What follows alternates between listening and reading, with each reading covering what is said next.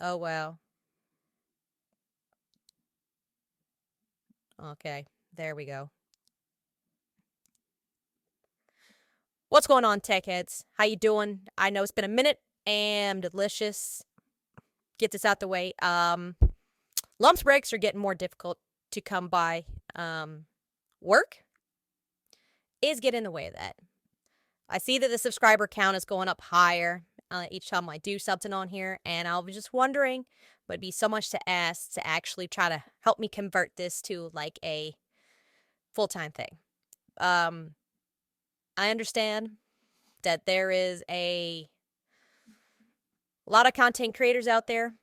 I appreciate y'all for stopping by and, following up with me, and I like to follow up with you. But lunch breaks, again, they're getting hard to do. Ever since I went to that training course, the promotion thing is supposed to happen. It's just like, okay, maybe this is not something I actually want to do.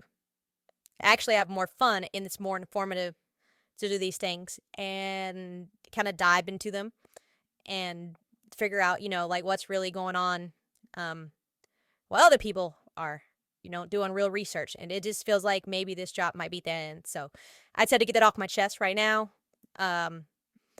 So yeah, to all the subscribers that's been coming by, even I haven't been posting shit last couple of days. Thank you. Thank you for showing up. Thank you for liking. Thank you for supporting. And like I said, I'm not gonna be a Debbie Downer about this.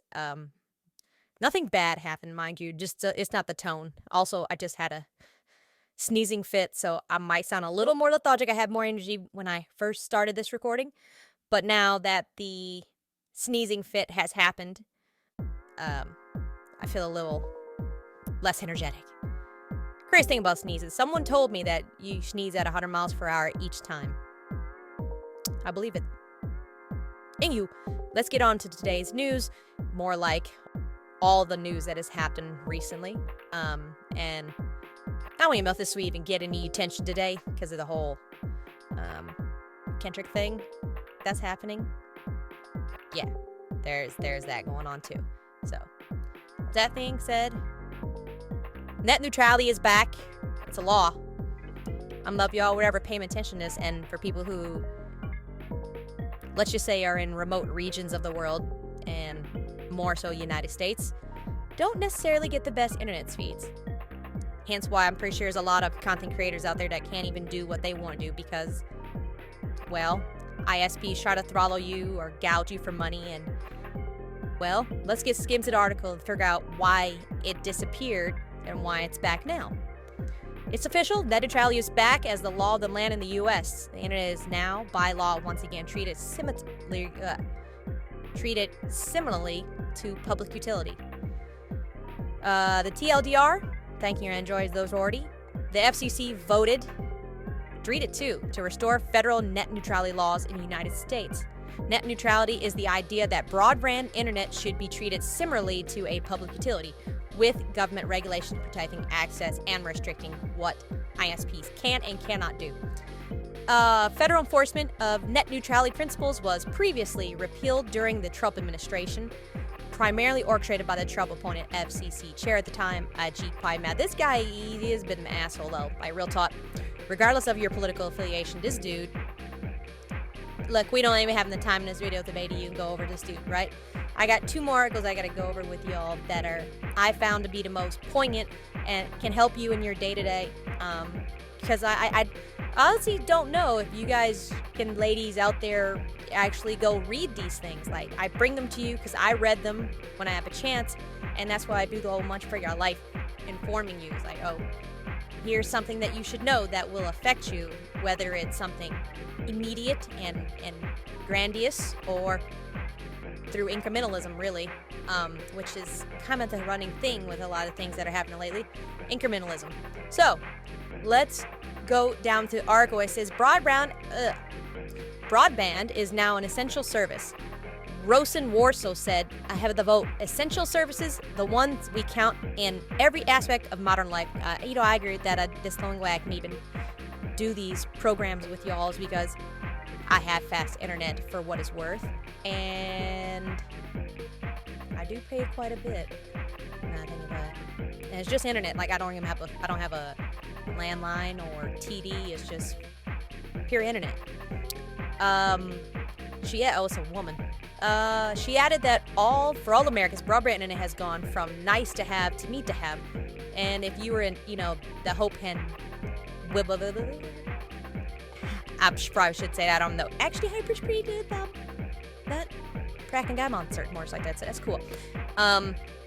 The noise, if you know what I mean. Wink, wink, if you follow along. A lot of people started working from home, doing remote jobs. People left the country. I forgot to move my hands. That's so true. This kind of let me do this again. That's part of the whole beta program to move my hands. See. Anyways, a lot of people started working remote, and you needed fast internet for certain services.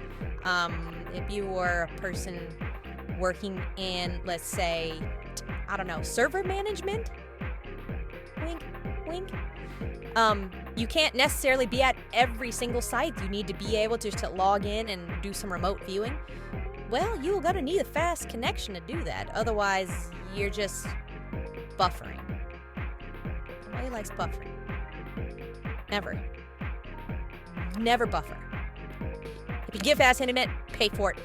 Now that I think about, I think the price I'm paying is reasonable for the speeds I'm giving.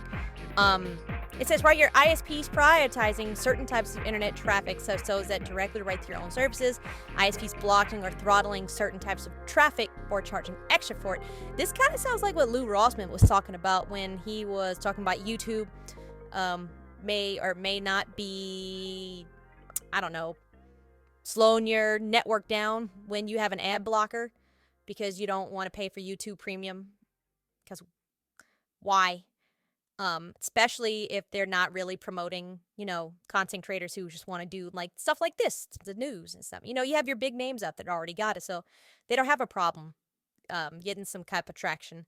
But anywho, it also meant that, if you were a person who were shopping around for, I don't know, if you had Xfinity and then you wanted to go, I don't know, Frontier, and then you maybe Frontier, never use them, by the way, just these are just examples.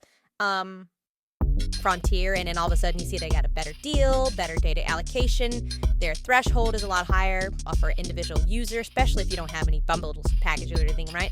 So it's like, okay, well, we're just gonna slow you down because you're talking and looking at our competitor. We don't like that. Net neutrality became a law in 2015 under the former president Barack Obama, who then, when former President Donald Trump took office in 2016, he appointed Ajit Pai as the new FCC chair. Pai made it clear that he intended to push the FCC to dismantle net neutrality, which it did in 2017. Since then, some states have put forth their own net neutrality rules, which have helped prevent ISPs from dramatically taking advantage of the little FCC oversight. Since 2017, federal repeal ISP says that they have largely abided by net neutrality principles, even without government oversight, which is obviously primarily due to state regulations, depending on your state, different rules, different zones, stuff like that. But one of the core tenets of the original net neutrality was to prevent ISPs from overcharging for broadband service and introducing exorbitant fees. Notably, this 2024 version of net neutrality does not include these stipulations since the FCC has decided to forbear rate regulation. This can come back later, though. So, that's a pretty good article. It's if you do read, it's like a 4-minute read, I would assume. Usually they put that on the page somewhere, but it's kind of sad because it's true. We do rely upon the internet for pretty much everything now. I remember one conspiracy theory person I used to hang out with a lot. I think I made the comment. Maybe he made the comment. It doesn't matter. The comment was made that they messed up when they gave us the internet. And I was like, no, I said this part. I was like, yeah, because it's like the world's biggest name of telephone. Now you can just say whatever you want and kind of pass along information how you see fit. And that was the end of it. And then we just moved on from there. But yeah, let me know what you guys think in the comments below. Do you feel? Let's not even go feel. what is your take on this? Because, like I said, it's not great, but it's a step in the right direction that it's back. Because it's like okay, I'll say it this way, and this is not, I'm not for big corporate, believe me, I'm not. But it's like, all right, well, if you do live in an area where a server is much closer to you, I think you should pay less because it's less distance for the information to travel to you from, point to point. This is we're talking net talk here, right? But if you are much further out, you should get some type of prioritization, because you do have to get the information from way out to wherever you are from where the central node would be. I just don't know. I personally don't know how that would ever. Now I work with servers all day, and it's like, I don't know how you could possibly change that, but there should be some type of workaround that maybe we should start looking into. Maybe that's my mission here. Maybe I need to figure that out. I still gotta build the AI thing that I've been working on. Oh wait, I can't show you on camera. I actually have a small Raspberry Pi. I started it, I just haven't been able to finish it. But that video's still coming. It's coming. Anyways, that's all for now. It's just, what do you think? You think